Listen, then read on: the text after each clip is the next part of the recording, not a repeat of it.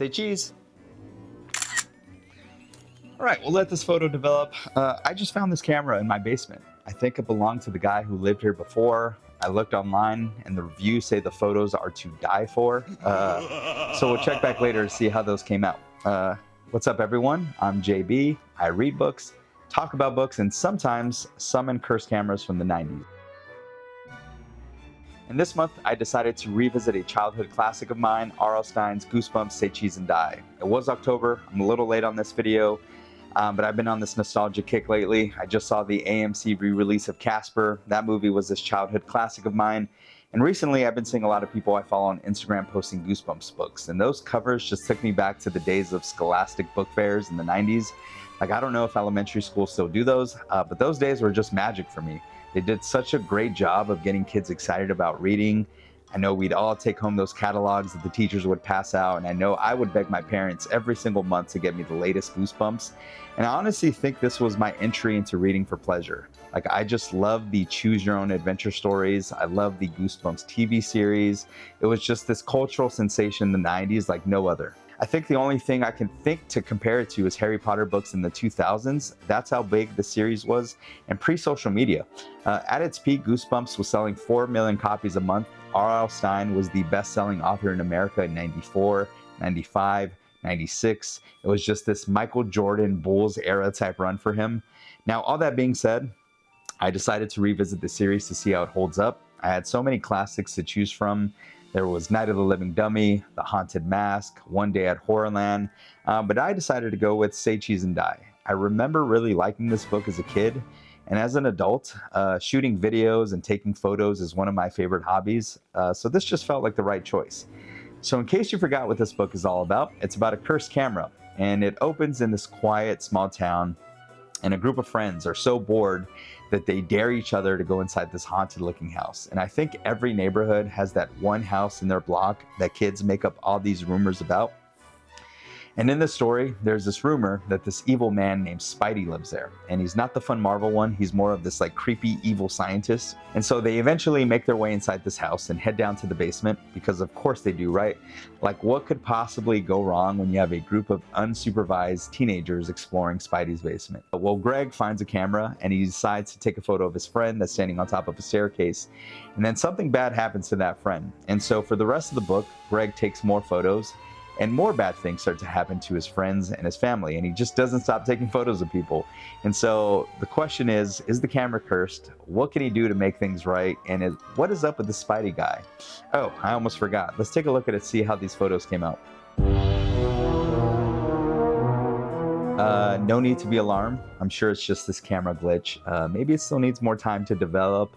Let's just keep things going. I want to start off with the nostalgia points. A lot of this book felt like my childhood. We have a group of relatable friends. They're all daring each other. There's some Hungry Man TV dinner references. Shout out to Mom. There's this funny character named Bird, and Greg holds up the camera and tells him to say cheese, and he goes, cheddar. As a kid, I would totally laugh hard at a joke like that. As an adult, still funny. No notes. And I think that's the important part to remember if you plan to revisit Goosebumps.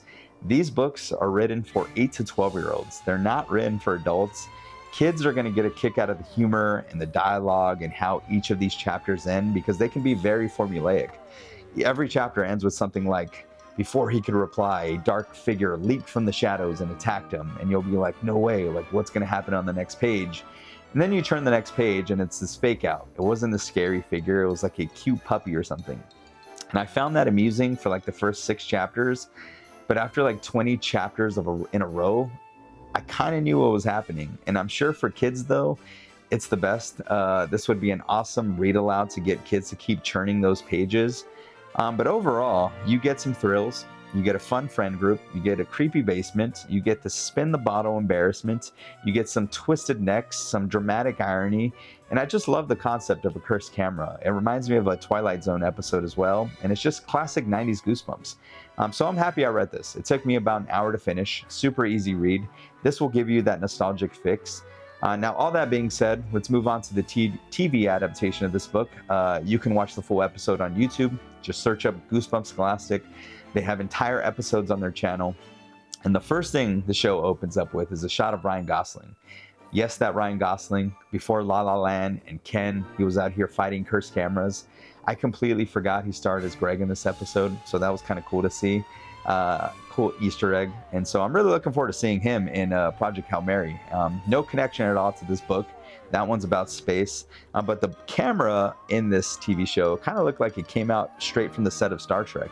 In the book, it's just like this regular Polaroid camera, but in the episode, it's this futuristic, alien, indestructible camera. And let me just say, like, I love YouTube comments. Anytime I watch anything, I head straight to the comments, and I knew there'd be some memes about this camera. And someone commented, when I was a boy, I thought this was the camera from Batman. And thumbs up, because I thought the same thing. And this whole episode in general just had me laughing a couple times. The brother Terry, he's hilarious. There's a scene where he walks into Greg's room and he's like knocking, and Greg says, like, don't you know how to knock? And he says, haven't taken that class yet. And there's this other scene when the whole family's having dinner at the table, and Terry says, good chicken, Mom.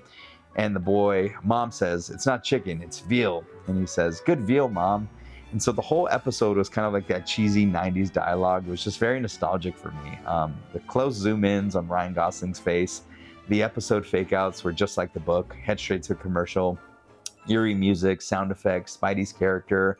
This was just a fun 20 minutes. And of course, they had to cut some things out from the book, but most of the big plot points were there. And the song at the end, I just love the Goosebumps theme song. It just always hits. And so overall, I am glad I picked up this book. And I also picked up The Ghost Next Door. And so I feel like I'm going to read this next time I'm in a reading slump. I like the idea of reading this book and then watching the TV series, maybe even checking it out every October. I don't know if I can just binge too many of these at once. It is for kids after all. But I know R.L. Stine has other books. I know he wrote the Fear Street series, which was supposed to be for a teenage audience. I'm not really familiar with those at all. I did see the Netflix show, and I thought it was kind of entertaining. Just a fun slasher, campy style movie. And I know there's more coming out for Netflix, so I'm hoping to check those out soon. So if you have read the Fear Street series, and if you have any recommendations for those, let me know in the comments. And I don't know anything about R.L. Stine and his adult books. I looked it up, and he said he has like 2 to 3 adult titles. But I'm guessing most of his fans made the switch to Stephen King when they got older. But if you like those adult books as well, let me know. So yeah, that's Say Cheese and Die. Thank you all for watching. I'm going to go see if I can go get this camera to work. See you all next time.